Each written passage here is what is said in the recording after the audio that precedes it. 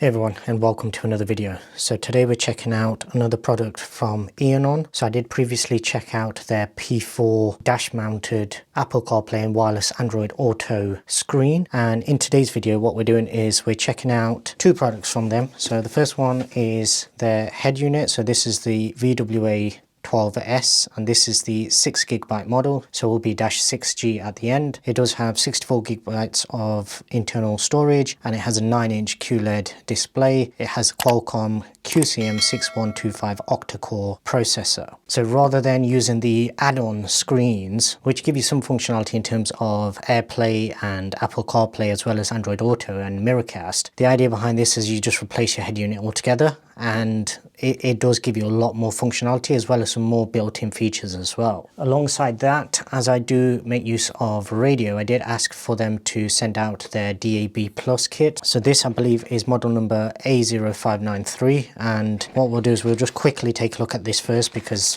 we've got it here anyway. So the unit itself is very small, and what we'll do is we'll just take it out of this packaging and I'll show you. So on one end I'm expecting a USB connection, and on the other end is your antenna connection just there. And the good thing about this particular kit is they don't assume that your car already has the antenna built in. So like with mine, my car doesn't have DAB radio built in, so they have actually supplied the antenna as well.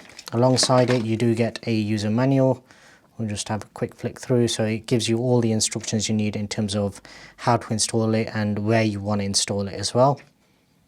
And then it does tell you about the app as well. So you do need to install this additional app depending on which head unit you actually have. So we'll just have a quick look at the antenna itself. And here you can see the cable and connector. So it's almost like a mini coax cable. And then you have the antenna itself, and I'm guessing this is going to have double-sided tape on one of the sides for you to mount it with. So with that out of the way, we'll get onto the main unboxing, and that is for the head unit itself. The packaging is very simple, but I have seen on some other videos that this is actually intentional, where they want to try and make it as economical as possible in order to save some money on the actual packaging and just give you a better spec head unit, which I'm all for. So first thing we'll do is we'll get out the screen, nicely protected. Okay, and there is the actual screen itself. So it does have some capacitive buttons. So you've got power, you've got home, this is the normal Android kind of stuff, back, volume down and volume up. So you do have some physical controls, albeit they're not physical buttons. You do have a mic slot just there, as well as a reset button, and then you have a slot for a memory card, and this is if you're using the internal GPS, which I don't think anybody will. Turning to the back, and just at the bottom here you can see the model number. So it is VWA12S-6G, and this is ED, and then the model number continues, and this is the QLED model. On this side you have 4G plus BT, which is Bluetooth. You have 4G minus, and that's for the Wi-Fi, and then you have a GPS on its own. You have an aerial connector just there. You have HDMI, and then all of these connectors here, which you'll see in a second, they all only fit one plug. So even though it looks like there's loads of connections here, once you actually take all the wiring out, it's going to be quite simple because they can only fit in one place. Same thing for your main harness as well. So what we'll do is we'll drop that to a side and we'll see what's in this package. Okay, so you do get a user guide. This will just give you a detailed guide in terms of what everything is numbered up. So then if you want to just locate a particular cable, you can. And on the back, that's just a different language. So everything that you need is literally contained within these, 5 pages. And then you do also get a thicker user manual that you can go through. Having done quite a few head units in the past, I'm pretty sure most of the stuff that we're going to see will be quite self-explanatory, but there are some factory settings or factory sort of defaults, I should say, that is probably worth looking into, but I'll do separate videos for all of those. Okay, and the final thing is all of the cables. So it comes with a SIM holder as well as a spare fuse, and then that looks like just some extra sticky pad probably for one of the antennas. That looks like a micro to a mini SIM holder. You have another antenna just here, which looks to be maybe for GPS or something like that. You have another antenna here. In fact, that's going to be the ones that go into these for your Bluetooth and your Wi-Fi and things like that. And then that is your third one. So they're your 3 antennas for here. And as I say, because they're labeled up, you'll know what they are. So there you can see it's GPS.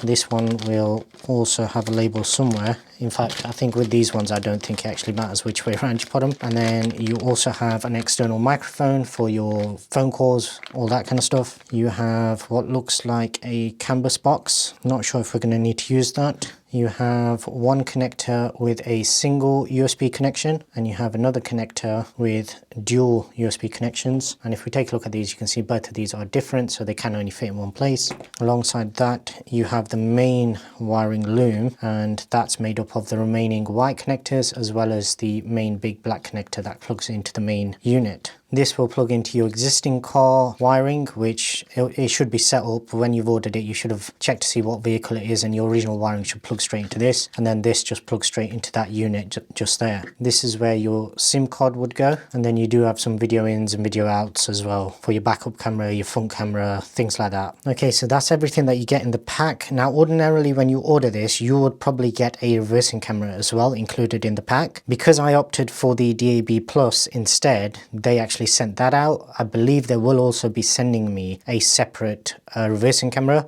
and I will do that as a separate video because they don't currently have any videos guiding you through how to do an install for that reversing camera. So I will do a separate video aside from the main review where I'll give full details in terms of how to install it, how to connect it, and what sort of performance you get out of it. Okay, so next part of the video will be the installation and once it's installed. Okay, so the first part of getting this installed is literally just to remove this trim. Because I've taken this trim off quite a few times, mine is a little easier to come off. Generally, the first time you do it, it will be kind of stiff, but it's basically just got clips all the way around. If you've got a trim tool like this, it'll make it a lot easier. So what I'll do is I'll take that off and then I'll show you. Okay, so there we go. We've got the trim removed. Now on mine, I have the indicator for the passenger airbag. Depending on what model car you've got, you may even have your hazard button down here, but on this particular model that's all it has. So what we have now is these fixings here. So these are a Torx fixing, and you have 4 of them. So you have 1, 2, 3 and 4, and you just remove them and then the head unit should be free. Okay, so that's the 4 fixings removed, these 4 here, and the head unit should now just lift out. Okay, so these are the connections that we have on the back of my unit. So you've got that big plug as we saw in the unboxing video, that is going to match up into the new wiring loom. And then I just have a couple of antennas down there. One of them probably will be for the sat nav to get signal, and the other one will just be a aerial antenna. My cables are quite short, so that particular one is kind of as far as it'll go. So I'm just going to unplug these where they are, and then we'll match everything up to the new cables and the new head unit. Okay, so there we have the head unit removed. Now, just to give you a little bit of a tip, so when you're removing this big connector, this will normally be down, it'll be clipped in like that. So what you want to do is you want to pry this section up. If you just push that up, it will then pull this out of the actual head unit. And then on both of these connectors, the white and the blue, what you have is you have this little clip. So what you've got to do is pull this clip up on there, and same thing, you'll be able to see a lot better on the blue one. So normally it'll be like that, it'll be clipped in, and all you got to do is pull that up and then just give it a little wiggle and it will come out. Okay, so now coming on to the new head unit and all the wiring. As I say, looking at it, it looks kind of complicated, but because of these connectors, everything will only fit into the port that it's meant to go. So what I'll do is I'll get everything connected up and then I'll bring it back and I'll show you. Okay, so we're back. So what do we have? So we have these 3 ports here, which are for the antennas. So I have the GPS one there and I have the 2 antennas there. Now, obviously I could connect them now, but it would make it harder. So what you want to do is route them somewhere inside the dash or somewhere like that. And then you want to bring the wire through rather than doing it the other way around, because it'll be a lot easier to pull that through than it will be to pull that through the actual main GPS unit. Same thing with the microphone as well. So the microphone plugs into that one there. Everything is labeled, and what I've done also is, because I'm not going to be using the SIM card, I've left this cable tied up as it is. What you could do is, depending on how much room you've got back there, we should have way more room than the original head unit, because obviously this is quite shallow, so it doesn't take up that much space. So all of these cables should fit quite easily, but if you were struggling for space, then you would want to unclip all of these cables, what I've done is the ones that I know I'm not using at all, or at least right now, I've just left them cable tied up, so then they stay within the vicinity of that sort of area there. Anything that you're pulling through, you can do so through some of these holes down here, and then route them into either your glove box, or you can bring them down into your center console and things like that as well. So we have that one connected, we have the second and the third one and the fourth, and then the fifth one is blank. I believe that's for some of the unit, and then the end one is connected. And then over here you also have one black one. So this, once again, if you look at it, it's clearly for a different module, something that they probably supply as well, so maybe either a front or a rear camera. I'm not sure exactly, but that looks like power, earth, and then I'm not sure what the brown one, that might be a switch live or something. Yeah, that's everything connected. Now in terms of my wiring for my car, the only thing I can use is the antenna. I'm guessing this one is the GPS in that case, and obviously the new one isn't using the same one. As I mentioned in the unboxing, this and that just plug into each other, and it should be plug and play, and everything should just work hereafter. So what I'll do is I'll get it connected up and give it a shot and see how it does. Okay, so here we are back with it plugged in.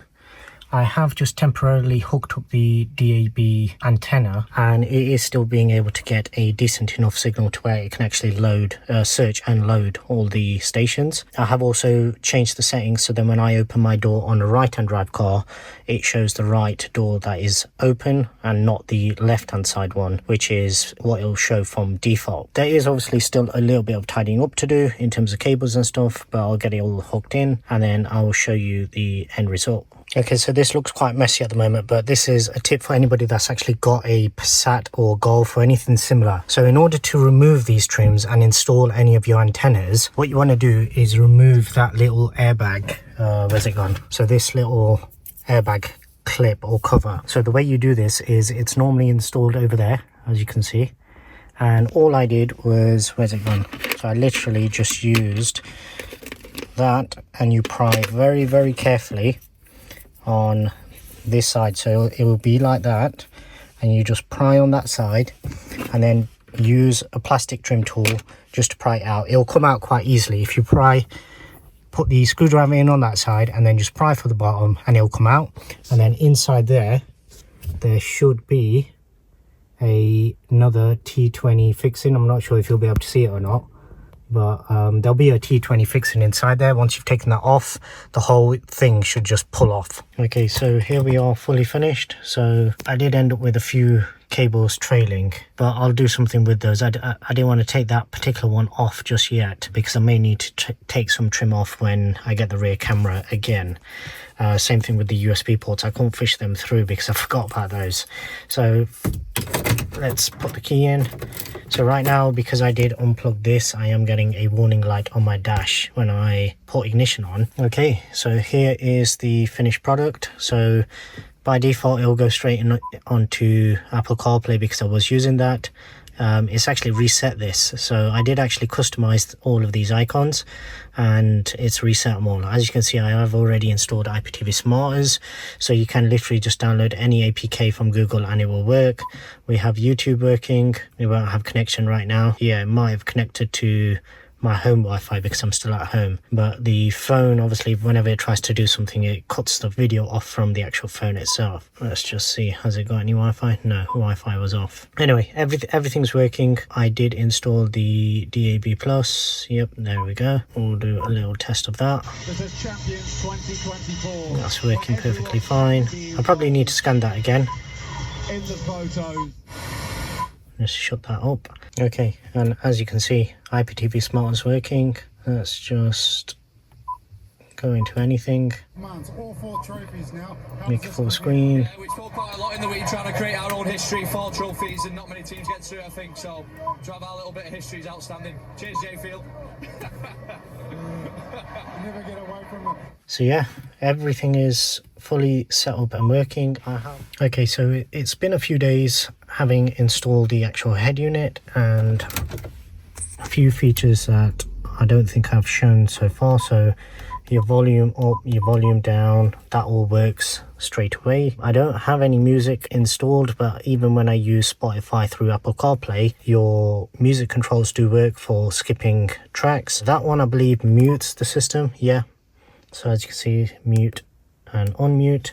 And I think the phone does work in terms of ending calls. So yeah, the phone does bring up the actual menu, and then you can obviously choose what you want to do from there. The one disappointing thing is the microphone. The microphone is really, really poor. So on this, it has a sound recorder. Where's it gone? Yeah, here. So if I just start a sound recorder, and I'll do a comparison because obviously this video is recording and it will be capturing through there as well. If I just start a sound recorder, and I'll do a comparison because obviously this video is recording and it will be capturing through there as well. So it's not even like I've tried to get that way closer than.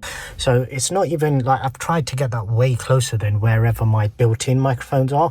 I'm not sure whether the built-in microphones are actually in here or something, but I need to figure out a way of actually getting the built-in microphones to work, because the audio from this system is really, really poor. I don't know whether it's just the way it plays it back, because I've not offloaded them onto a memory card or anything so far. But the built-in sound is really, really poor, and I did have a phone call with somebody 2 days ago and they could barely hear me. So that's something that I think is the one disappointing aspect of it, but everything else is working. So as you can see, I'm on my home Wi-Fi at the moment and everything will work. So YouTube loads up, IPTV Smarters will load up and it will play as well. It always gives this for some reason, but it is actually still connected. So as you can see, it goes in. Was it Euro 2024? And there you go, see, it is working. I've not tested the built-in apps for navigation yet, so I did download Waze, but I've not tested that on the head unit itself. I have just been using CarPlay, I'll be honest. The main Android, so YouTube, IPTV Smarters, that's more for when I'm parked up in a car park or something, waiting, and that's when you use those. I wouldn't really say it's safe to have those kind of apps loaded up whilst you're driving. If you guys want to do that, you can, and there is an option to do that. You just have to disable CarPlay. If you have CarPlay enabled, then it will either have CarPlay or you will have Wi-Fi. You won't have both. Hence why I've actually switched it to my home internet at the moment, because if it connects back to CarPlay, then it'll cut off. So I just wanted to showcase that. I did also get the OBD working as well, and the way that you get that set up is you go into Bluetooth, you come down to this one here, and normally your OBD will be down here. So if it's not showing, you just hit search, and then once you've clicked on it, you hit that button there and that will pair it. Once you've done that, you can come into the Talk app, and if I just put on ignition, may as well start the car, and you can see it pulls live data. And which one was it? I think it will be this one. So as you can see, that's pulling all the live data, so you can have your OBD app running. I don't think it's very good for clearing codes and stuff. It'll cover certain codes, it won't cover anything like airbags or any of these sort of more in-depth codes that you can come across. So yeah, I think that covers everything. Overall, I'm really, really pleased with this. It's meant that I've been able to have everything built in, and yeah, the one thing that I am still missing is some sort of integration with the navigation screen, because my old head unit used to have a built-in navigation and it would show up there. I've not figured out a way to do that on this just yet. If I do figure out, I'll do it in a separate video. But overall, this is 2 massive thumbs up. So I'm really pleased with the actual head unit itself, and I think anybody out there who's got any Volkswagen or any vehicle that this would fit into and look in place, I did originally think that maybe it might look out of place because of having no actual physical buttons, but I'm pleased that I went for something like this where it's got a bigger screen instead. You do have like the RCD 330, I think it is, where it looks stock and it just has wired CarPlay built in. I'd much rather have something like this and actually make use of the bigger screen. As always, links will be in the description below. If you haven't already done so, please do subscribe and turn on notifications so you don't miss out on any future videos. And I really appreciate if you can give this video a thumbs up as well. And until the next one, thanks very much for watching.